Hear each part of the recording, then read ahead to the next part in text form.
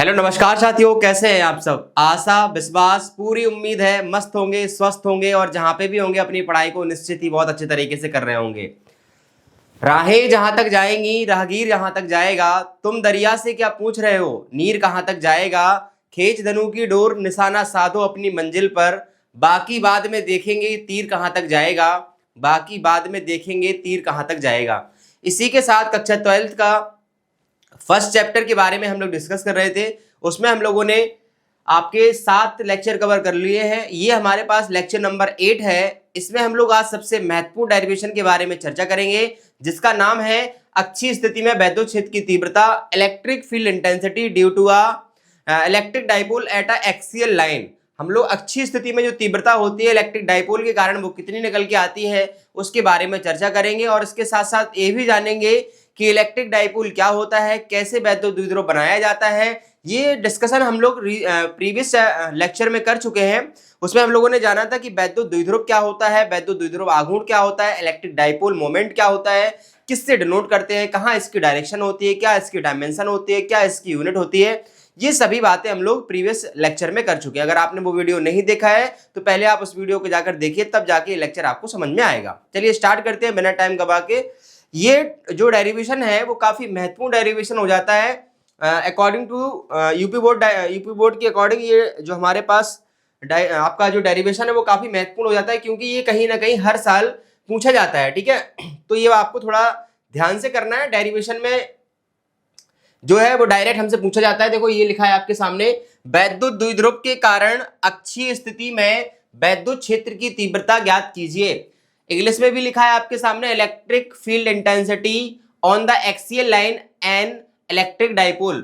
कोई हमारे पास electric dipole है, उसके कारण क्या निकालना है आपको, उसके कारण आपको निकालना है इलेक्ट्रिक फील्ड इंटेंसिटी। ठीक है, तो सबसे पहले हमने आपको बताया था कोई भी डेरिवेशन स्टार्ट करने से पहले आपको ये पता होना चाहिए कि आपको निकालना क्या है। ठीक है, पहली बात। दूसरी बात, आपको ये पता होना चाहिए कि उस डेरिवेशन में आपको करना क्या है और कैसे आपको आगे बढ़ना है और कहां पे आपको पहुंचना है। ठीक है, तीसरी बात सबसे महत्वपूर्ण यह है कि कोई भी डेरिवेशन स्टार्ट करने से पहले आपको उस डेरिवेशन में क्या चीज दी गई है, उसके अकॉर्डिंग आप अपने लिए क्या उससे प्राप्त कर सकते हैं, ये आपको पता होना चाहिए। ठीक है, चलो देखो, समझो और समझने का प्रयास करो कि इस डेरिवेशन में आपसे कहा गया है कि आपको एक वैद्युत द्विध्रुव बनाना है। क्या बनाना है बेटा? वैद्युत द्विध्रुव, जिसको हम लोग इंग्लिश में क्या कहते हैं बेटा? इलेक्ट्रिक डाइपोल बनाना है। तो इलेक्ट्रिक डाइपोल का कॉन्सेप्ट आपके पास होना चाहिए, आपको पता होना चाहिए कि इलेक्ट्रिक डाइपोल क्या होता है। चलो समझाते हैं इलेक्ट्रिक डाइपोल क्या होता है। सबसे पहले देखेंगे वैद्युत द्विध्रुव क्या होता है। तो वैद्युत द्विध्रुव जब भी बनाया जाता है बेटा, तो उसके लिए हमारे पास दो चार्ज होते हैं। क्या होते हैं बेटा? दो चार्ज होते हैं, दो आवेश होते हैं। उन आवेशों की खास बात ये होती है, अगर एक प्लस का है तो दूसरा माइनस का होगा, यानी उनके जो नेचर होते हैं वो अपोजिट होते हैं। ठीक है, इसके साथ साथ दोनों चार्जेस की वैल्यू, दोनों चार्जेस के मैग्नीट्यूड, उनके परिमाण कैसे होते हैं? सेम होते हैं। अर्थात जब दो चार्ज जिनके मैग्नीट्यूड सेम हो और उनका नेचर अलग अलग हो, उन्हें कुछ डिस्टेंस पर रख दिया जाए, तो इस प्रकार का बना हुआ सिस्टम क्या कहलाता है बेटा? वैद्युत द्विध्रुव या इलेक्ट्रिक डाइपोल कहलाता है। तो सबसे पहले हम इलेक्ट्रिक डाइपोल बनाते हैं। ये लीजिए आपके सामने एक इलेक्ट्रिक डाइपोल तैयार है। एक चार्ज ले लिया बेटा हमने प्लस माइनस क्यू, एक चार्ज हमने ले लिया माइनस क्यू और दूसरा चार्ज हमने ले लिया बेटा प्लस क्यू। क्या ले लिया? Plus Q. दोनों चार्ज ले लिए, इनकी मैग्नीट्यूड कैसे हो गए बेटा? सेम हो गए। एक चार्ज ले लिया प्लस क्यू और एक चार्ज ले लिया माइनस क्यू, दोनों की वैल्यू कैसी है? सेम, क्योंकि हमने क्यू क्यू से ही दोनों को डिनोट कर दिया है। ठीक है, इनको मिलाने वाली एक लाइन खींच रहे हैं हम, इनको मिलाने वाली एक लाइन खींच रहे हैं जिसको हम लोग एक्सिस कहते हैं, उसकी क्या कहते हैं? अक्ष कहते हैं। इलेक्ट्रिक डाइपोल बनाना है तो इसके लिए हमने एक लाइन खींच दी, इनको मिलाने वाली लाइन खींच दी, तो ये हमारे लिए एक्सिस का काम करेगा। और सपोज दैट इन दोनों चार्जेस के बिटवीन जो डिस्टेंस है बेटा, वो लेके चल रहे हैं हम लोग 12 है। कितनी है? 12 है। ठीक है, 12 है। यहां पर इसको ए पॉइंट पर रखा है और ये जो हमारे पास पॉइंट चार्ज है वो बी पॉइंट पर रखा है। कोई एक चार्ज है माइनस क्यू जो पॉइंट ए पर रखा है और एक चार्ज प्लस क्यू है जो पॉइंट बी पर रखा है। दोनों के बीच की जो डिस्टेंस है बेटा वो कितनी है? 12 है। ठीक है, तो ये क्या बन गया? एक इलेक्ट्रिक डाइपोल बन गया, एक वैद्युत द्विध्रुव बन गया। ठीक है, ये जो लाइन हमने खींची है ये क्या कहलाएगी? वैद्युत द्विध्रुव की अक्ष कहलाएगी बेटा। क्या कहलाएगी? अक्ष कहलाएगी, एक्सिस कहलाएगी ये लाइन। ये क्या हो गई, इसकी एक्सिस हो गई। आपको पता है वैद्युत द्विध्रुव जो होता है उसका वैद्युत द्विध्रुव आघूर्ण P जो होता है वो उसकी दिशा कहाँ होती है, माइनस से प्लस की ओर होती है। उसकी डायरेक्शन कहाँ होती है, माइनस से प्लस की ओर होती है। तो ये वैद्युत द्विध्रुव हो गया आपके पास जिसकी डायरेक्शन माइनस से कहाँ है, प्लस की ओर है। चलो आगे समझते हैं और कहानी स्टार्ट करते हैं। अब हमें क्या करना है बेटा, ये आपके पास P हो गया, ठीक है, ये आपके पास P हो गया। अब हमें क्या करना है, वैद्युत द्विध्रुव तो तैयार होगा के कारण अच्छी स्थिति में वैद्युत क्षेत्र की तीव्रता निकालनी है, ठीक है। वैद्युत द्विध्रुव के कारण एक्सियल पोजीशन पर क्या निकालना है, वैद्युत क्षेत्र की तीव्रता। एक्सियल का मतलब ये जो लाइन है, इसी लाइन को अगर आप आगे बढ़ाएंगे, इसी लाइन को अगर आप आगे बढ़ाएंगे तो इसी लाइन पर कोई पॉइंट आपको लेना है, चाहे यहां ले लो चाहे यहां ले लो, किसी भी साइड बढ़ा सकते हैं आप। आपके जो एक्सिस आपने ली है, ये जो रेड कलर वाली लाइन आपने ली है, इसी को एक्सिस कह रहे हैं, अक्ष कह रहे हैं। अक्ष पर क्या लेना है, कोई पॉइंट लेना है। सपोज दैट ये पॉइंट P है, अक्ष पर कोई पॉइंट P है और इस पॉइंट P पर क्या निकालना है आपको, इलेक्ट्रिक फील्ड इंटेंसिटी E की वैल्यू निकालनी है। अक्ष पर कोई पॉइंट P है, इस पॉइंट पर क्या निकालनी है आपको, इलेक्ट्रिक फील्ड इंटेंसिटी, बोले तो वैद्युत क्षेत्र की तीव्रता निकालनी है।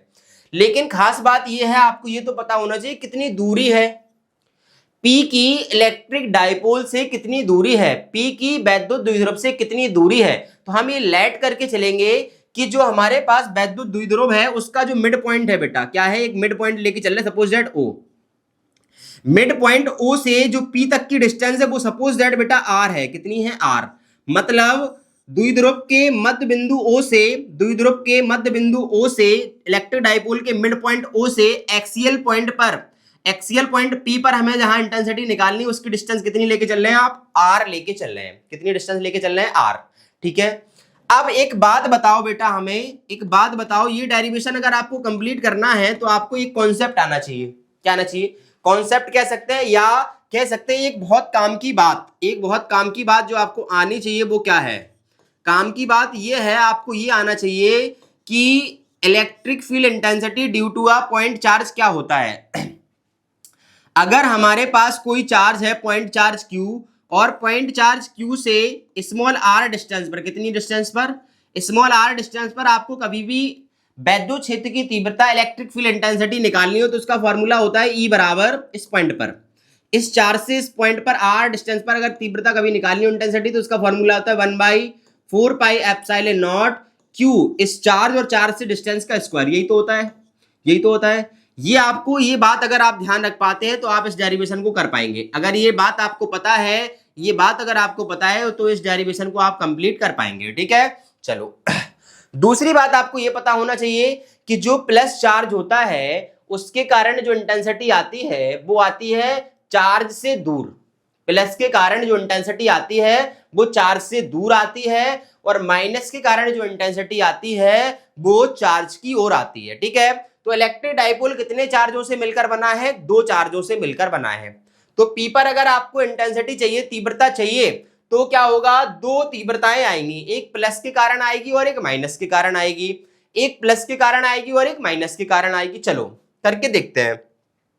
अगर हम आपसे पूछे, अगर हम आपसे पूछे बेटा ये बताओ हमें प्लस के कारण तीव्रता कहां होगी, तो आप कहेंगे आवेश से दूर की ओर। तो इस P पर तीव्रता प्लस के कारण कहां होगी, आवेश से दूर की ओर। इसका मतलब है E1 इधर होगा, इसका मतलब है E1 इधर होगा, होगा कि नहीं होगा, बिल्कुल होगा सर। अगर हम कहें प्लस के कारण तीव्रता कितनी होगी तो आप कहेंगे सर E1 होगी तीव्रता, और E1 कहां होगी, चार्ज से दूर की ओर। तो ये हो गया आपके पास E1, ये हो गया आपके पास E1। हम आपसे कहें ये बताओ, हम आपसे ये कहें ये बताओ माइनस के कारण इस पॉइंट पर तीव्रता कहां होगी, तो माइनस के कारण जो इंटेंसिटी होती है वो चार्ज की ओर होती है, तो ये आएगी बेटा यहाँ को, ये आएगी आपकी यहाँ को। तो दूसरी इंटेंसिटी कहां आएगी, चार्ज की ओर आएगी, ठीक है। इसको हम लोग लिख दे रहे हैं E2, क्या लिख दे रहे हैं, E2, ठीक है। तो E1 और E2 हो गए। इसका मतलब है इलेक्ट्रिक डाइपोल के कारण, इलेक्ट्रिक डाइपोल के कारण दो इंटेंसिटी निकलेंगी, ठीक है। अब तीव्रता तो मिल गई, लेकिन क्या पता होना चाहिए, चार्ज से दूरी पता होनी चाहिए उस पॉइंट तक की। तो ये बताओ हमें, अगर ये पॉइंट O है, यानी मिड पॉइंट है, ये क्या है, मिड पॉइंट।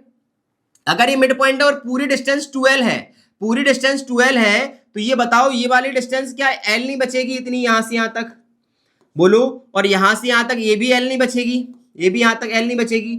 L और L मिलकर 12 बना लेंगे कि नहीं बना लेंगे, L और L मिलकर क्या बना लेंगे, 12 बना लेंगे कि नहीं, बिल्कुल सही बात है। अब हम आपसे ये पूछे, ये बताओ प्लस Q से प्लस क्यू से पी तक की दूरी बताओ, पी तक की दूरी बताओ, पी तक की दूरी बताओ, प्लस क्यू से पी तक की दूरी बताओ। इसके बाद आपसे पूछे माइनस क्यू से पी तक की दूरी बताओ, माइनस क्यू से पी तक की दूरी बताओ, माइनस पी से पी तक की दूरी बताओ। दोनों दूरियां बतानी है आपको, दोनों दूरियां बतानी है, ठीक है, गौर सुनेंगे। प्लस क्यू से दूरी पूछे पी तक की, तो ये बताओ आप, अगर आर में से एल हटा देंगे, अगर आर में से एल हटा देंगे तो मिल जाएगी कि नहीं, तो क्या बन जाएगी आर माइनस एल। अगर हम तुमसे कहें कि माइनस क्यू से पी तक की डिस्टेंस, तो आप कहेंगे सर ये वाली एल है, ये वाली एल है, और ये वाली कितनी है आर, तो क्या बन जाएगी आर प्लस एल बन जाएगी कि नहीं बन जाएगी, आर प्लस एल बन जाएगी कि नहीं। ये बात आपको समझ में आ गई होगी आई थिंक, बहुत अच्छे तरीके से, ये बात आपको बहुत अच्छे तरीके से समझ में आ गई होगी, ठीक है। चलो और क्या देखा है आपने, अब देखो हम इसकी जो आपकी जो यहाँ पर कैलकुलेशन है, या कह सकते हैं जो हमने आपका जो डायग्राम तैयार किया है उसके अकॉर्डिंग जो हम यहाँ पर लैंग्वेज लिखते हैं वो भी लिख दे रहे हैं, ठीक है। तो ए बी क्या है यहाँ पर, यहाँ ए बी क्या है, ए बी क्या है, एक वैद्युत द्विध्रुव है, एक इलेक्ट्रिक डाइपोल है, एक इलेक्ट्रिक क्या है डाइपोल है, एक वैद्युत द्विध्रुव है, एक वैद्युत द्विध्रुव है, ठीक है, वैद्युत द्विध्रुव है कि नहीं है, बिल्कुल है सर, ठीक है, वैद्युत द्विध्रुव हो गया। अच्छा ये बताइए हमें 12 क्या है, 12 क्या है, 12 क्या है, आवेशों के बीच की क्या है दूरी है, आवेशों के बीच की दूरी है, चार्जेस के बीच की क्या है डिस्टेंस है, डिस्टेंस बिटवीन चार्जेस, आवेशों के बीच की दूरी, आवेशों के बीच की दूरी है, आवेशों के बीच की दूरी है, ठीक है, बिल्कुल सर। आर क्या है, आर क्या है, आर है मध्य बिंदु से मध्य बिंदु ओ से पी तक की दूरी, पी तक की दूरी, मध्य बिंदु ओ से पी तक की दूरी हो गई, ठीक है आर।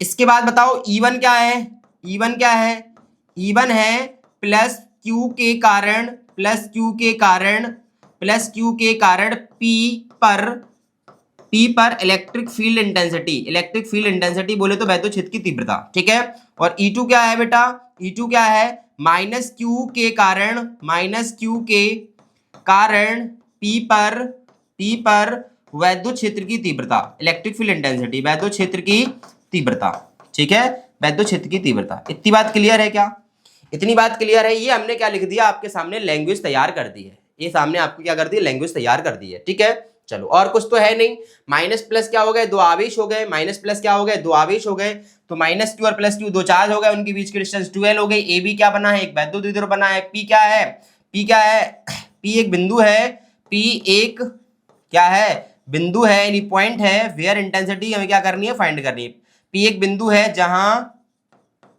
जहां वैद्युत क्षेत्र क्या करना है आपको, ज्ञात करना है, जहां वैद्युत क्षेत्र ज्ञात करना है बेटा, जहां वैद्युत क्षेत्र क्या करना है, ज्ञात करना है, ठीक है। तो आप जब इसको लैंग्वेज में लिखते हैं तो आप लैंग्वेज में भी लिख सकते हैं, माना ए भी एक वैद्युत द्विध्रुव है जो माइनस क्यू और प्लस क्यू आवेश यानी चार्ज से मिलकर बना है, जिनके बीच की दूरी 12 है, उसके मध्य बिंदु ओ से आर दूरी पर कोई पॉइंट पी है जहां पर वैद्युत क्षेत्र की तीव्रता निकालनी है। प्लस के कारण तीव्रता कितनी है, E1 है, और माइनस के कारण तीव्रता कितनी है, E2 है, ठीक है, E2 है। अब एक बात बताओ, प्लस और माइनस के कारण जब आपने तीव्रता निकाली, प्लस और माइनस के कारण जब आपने तीव्रता निकाली, तो E1 कहाँ आया इधर को, और E2 कहाँ आया इधर को, दोनों की डायरेक्शन कैसी है, अपोजिट है। E1 और E2 की डायरेक्शन अपोजिट है, E1 और E2 की डायरेक्शन अपोजिट है। एक व्यक्ति हमें यहां से खींच रहा है, एक व्यक्ति हमें यहां से खींच रहा है, ठीक है, ये खींच रहा है 10 न्यूटन से, ये खींच रहा है 5 न्यूटन से, तो हम कहाँ जाएंगे, इस साइड को जाएंगे, कितने न्यूटन से, 5 न्यूटन से, 10 में से क्या किया, 5 हटा दिया। ऐसे ही वैद्युत क्षेत्र की तीव्रता एक इधर भाग रही है इधर, तो परिणामी तीव्रता यानी टोटल तीव्रता या फाइनल आंसर कैसे आएगा। अब तो यहाँ पे लिख दे रहे हैं हम, यहाँ पे गौर से देखेंगे, यहाँ पर क्या लिखेंगे आप, यहाँ पे आप लिखेंगे चूंकि E1 बा E2 की दिशाएं कैसी हैं, E1 बाई E2 की डायरेक्शन कैसी है, अपोजिट है। E1 बाई E2 की दिशाएं विपरीत हैं, इसलिए पी पर परिणामी तीव्रता कैसे मिलेगी, या फाइनल मैग्नीट्यूड कैसे मिलेगा? पी पर परिणामी तीव्रता, परिणामी तीव्रता, तीव्रता E बराबर आपको कैसे मिलेगा? अब वो देखो E1 कितना आएगा ये बताओ हमें। E1 कितना आएगा? प्लस Q के कारण तीव्रता कितनी लिखी है आपने? E1 बराबर आएगा formula 1/4 pi epsilon not Q, charge और चार्ज से डिस्टेंस क्या है? प्लस Q से डिस्टेंस कितनी है? R माइनस एल है, R माइनस एल। और होता क्या है, एक बिंदु आए उस कारण E बराबर 1/4 पाई एप्सिलॉन नॉट Q और R का स्क्वायर, तो ये हो जाएगा कि नहीं। और E2 क्या बन जाएगा आपके पास? 1/4 पाई एप्सिलॉन नॉट चार्ज और चार्ज का यहां से चार्ज से डिस्टेंस कितनी है? R प्लस एल, तो R प्लस एल का स्क्वायर हो जाएगा। तो कौन सी डिस्टेंस बड़ी है, सॉरी कौन सी तीव्रता बड़ी है, E1 या E2? E1 या E2, तो 1/4 पाई इसमें है, 1/4 पाई एप्सिलॉन इसमें है, Q इसमें है, Q इसमें है। नीचे वाला R माइनस एल है और R प्लस एल है, तो नीचे वाला बड़ा है, ये वाला छोटा है। जैसे 4 ऊपर है, 4 यहाँ है, यहाँ 2 है, यहाँ 6 है, तो कौन सी बड़ी होगी? तो कौन सी बड़ी होगी? ये वाली वैल्यू बड़ी होगी कि नहीं होगी? तो जो इसमें घटेगी जो छोटी होगी, तो जो छोटी वाली होगी वो बड़ी होगी, और ये वाली कैसी हो जाएगी आपकी? छोटी हो जाएगी। तो क्या करना है, E1 में से E2 को क्या कर देना है? सब्ट्रैक्ट कर देना है, ठीक है। इसलिए क्या हो जाएगा आपके पास, ये E बराबर आएगा E1 minus E2, E1 minus E2 आएगा कि नहीं आएगा? चलो वैल्यू रखते हैं। E बराबर E1 की value 1/4 pi epsilon not Q upon R minus l का स्क्वायर हो जाएगा। E1 की वैल्यू ये रही, minus 1/4 pi epsilon not Q upon R plus L का स्क्वायर। यस या नो? बढ़िया, चलो आगे चलते हैं और समझते हैं। अब क्या हो सकता है इसके आगे? अब क्या हो सकता है? अब क्या होगा, यहां से हम लोग कॉमन कर लेंगे कुछ चीजें। क्या कॉमन आ रहा, गौर से देखेंगे। देखो 1/4 पाई एप्सिलॉन नॉट इसमें है, 1/4 पाई नॉट इसमें है, Q इसमें है, Q इसमें है, तो दोनों से Q upon 4 pi epsilon not common कर लो, बाहर कर लो, ठीक है। Q था नीचे 4 पाई एप्सिलॉन नॉट था, यहाँ पे क्या बचा होगा? ऊपर 1, नीचे क्या बचा होगा? R माइनस एल का होल स्क्वायर। ओके, यहाँ पे माइनस साइन है तो माइनस लगाओ, 1 अपॉन क्या बचा होगा? R प्लस एल का होल स्क्वायर। ओके, बढ़िया, शानदार।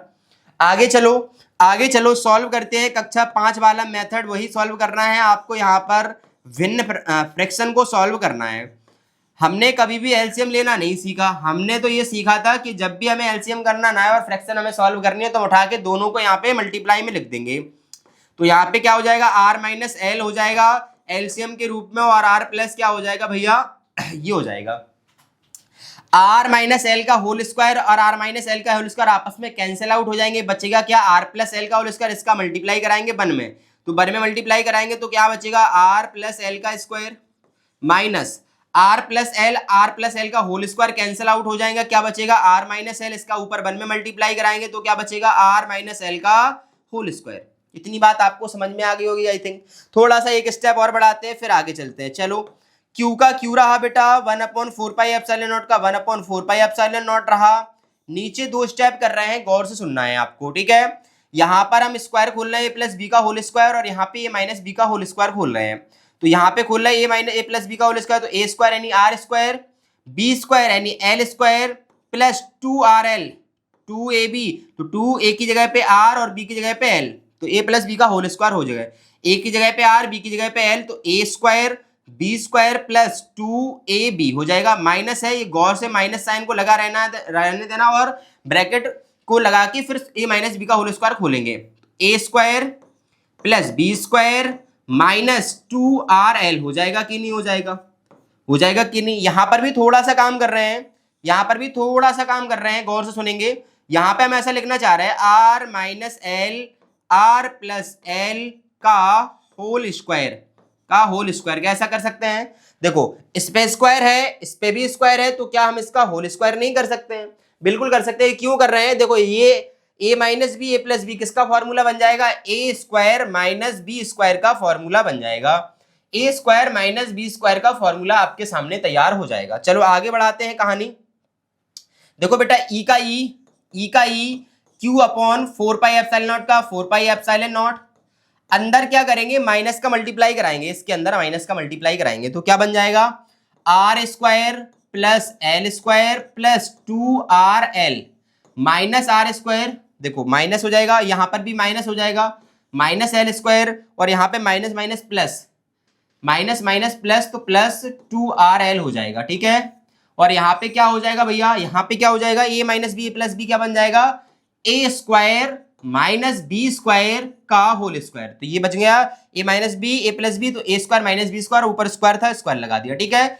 देखो माइनस का ये कैंसिल, इससे कैंसिल, उससे और इससे कैंसिल हो जाएगा कि नहीं, बिल्कुल हो जाएगा। चलो आगे बढ़ाते हैं, क्या बचा है वो देखो बेटा, ई बराबर q upon 4 pi epsilon naught 2RL कितना हो जाएगा 4RL अपॉन नीचे बचा r square minus l square का होल स्क्वायर, बिल्कुल बचेगा।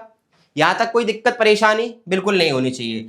अब एक बात आपको ध्यान रखनी है, वो क्या है, हमने शुरुआत में आपको बताया था जब भी द्विध्रुव बनता है, जब भी इलेक्ट्रिक डाइपोल बनता है, तो माइनस और प्लस क्यू से मिलकर बनता है और इनके बीच की दूरी बहुत छोटी होती है। कैसी होती है, बहुत छोटी। दोनों चार्जेस के बीच की डिस्टेंस कैसी होती है, बहुत छोटी। अगर छोटी डिस्टेंस है उसका स्क्वायर कर देंगे तो और छोटी हो जाएगी, उसका स्क्वायर कर देंगे तो और छोटी हो जाएगी। जैसे बेटा आपसे कहा जाए 0.2 कैसी वैल्यू है, आप कहेंगे छोटी, अगर इसका स्क्वायर कर देंगे तो क्या मिलेगा 0.04 मिलेगा, इससे और छोटी हो गई। इसका भी स्क्वायर कर दें अगर आप तो 0.000 आपके पास कितना हो जाएगा 16, तो ये वैल्यू और छोटी हो गई। तो इस तरीके से छोटी वैल्यू का अगर आप स्क्वायर करेंगे या उसका मल्टीप्लाई कर देंगे तो और छोटी हो जाती है। तो आर स्क्वायर के कंपैरिजन में एल स्क्वायर की वैल्यू बहुत छोटी है, आर स्क्वायर का मान बहुत बड़ा है, किसके कंपैरिजन में, एल स्क्वायर के कंपैरिजन में। इसलिए हम लोग क्या करेंगे, इससे कहेंगे भैया ऐसा है छोटे आदमी हो आप जाओ बाहर, काहे के लिए यहाँ पे परेशान कर रहे हो। तो r square minus l square को अप्रॉक्स बराबर लिख देंगे केवल आर स्क्वायर के। एल स्क्वायर से क्या कहा जाएगा, भैया आप बहुत छोटे हो तो आप क्या करो, यहां से जाओ, गायब हो जाओ आप, ठीक है। तो r square minus l square की जगह पे केवल आर स्क्वायर लिख देंगे, ठीक है। अब देखो जरा ये क्या होगा यहाँ पे, अब देखो जरा क्या होगा, ई का ई, क्यू का क्यू, ठीक है। यहाँ पे थोड़ा सा हम चेंजेशन कर रहे हैं, थोड़ा सा कह सकते हैं कि मेकअप करने का काम कर रहे हैं। 1/4 पाई एप्सिलॉन नॉट का 4 पाई एप्सिलॉन नॉट, देखो क्यू का क्यू लिख रहे हैं, ठीक है, 4 को तोड़ रहे हैं 2 into l into r into 2 में, अपॉन आर माइनस एल का होल स्क्वायर में आर स्क्वायर अकेला लिखना है, केवल r square minus l square को केवल आर स्क्वायर लिखना है, ऊपर कितनी पावर है 2, ठीक है। देखो ऊपर वाला देखो क्यू का क्यू ये रहा, 4 को तोड़ दिया 2 इंटू 2 में, 2 2 4, एल का एल ये रहा, आर का आर ये रहा, ठीक है। कर सकते हैं, क्यों किया है वो कारण आपको समझ में आ जाएगा। वो इसलिए किया है क्योंकि P इक्वल टू क्या होता है, Q इंटू 2L होता है, तो Q इंटू 2L क्या बन जाएगा अपने पास, Q इंटू 2L क्या बन जाएगा, P बन जाएगा। तो E इक्वल टू क्या आ जाएगा बेटा 1/4 पाई एप्सिलॉन नॉट, और ये बन गया P, एक R से इसको कर दो कैंसिल आउट, ठीक है। तो ये 2 का 2, P का P, और 2 दूनी 4, और 4 में से एक खत्म हो गई, देखो ये लिखा रहने दो, ठीक है। R यहाँ पे लिखा रहने दो एक बार, और ये R की पावर 4 कर दो, अब कैंसिल कर दो एक बार। तो E बराबर हो जाएगा 1/4 पाई एप्सिलॉन नॉट 2P अपॉन, एक पावर खत्म हो जाएगी तो कितनी बचेगी, 3 बचेगी जी। आ गया आपका electric field intensity due to a electric dipole at axial position, अर्थात द्विध्रुव के कारण अच्छी स्थिति में वैद्युत क्षेत्र की तीव्रता। आई थिंक आपको चीजें समझ में आई होंगी, इसको आप नोट डाउन कर लीजिए, सारी चीजें आपकी एकदम से क्लियर होनी चाहिए, ठीक है। आई थिंक वीडियो अच्छा लगा हो तो चैनल को सब्सक्राइब कर लीजिए, बेल आइकन का बटन जरूर दबा लीजिए ताकि आपको आने वाले वीडियो मिलते रहे। आगे डिस्कस करेंगे हम लोग इसी का एक छोटा भाई जिसका नाम है निरक्षीय स्थिति में वैद्युत क्षेत्र की तीव्रता, वो भी काफी महत्वपूर्ण टॉपिक होता है, और एक टॉपिक और रह जाएगा इसके बाद बलागुण, उसको भी हम लोग डिस्कस कर लेंगे। Thank you so much, all the best. छोटे बच्चों से प्यार करना है, बड़े लोगों का सम्मान करना है, अपना कैरेक्टर हमेशा अच्छा बनाना है। All the best.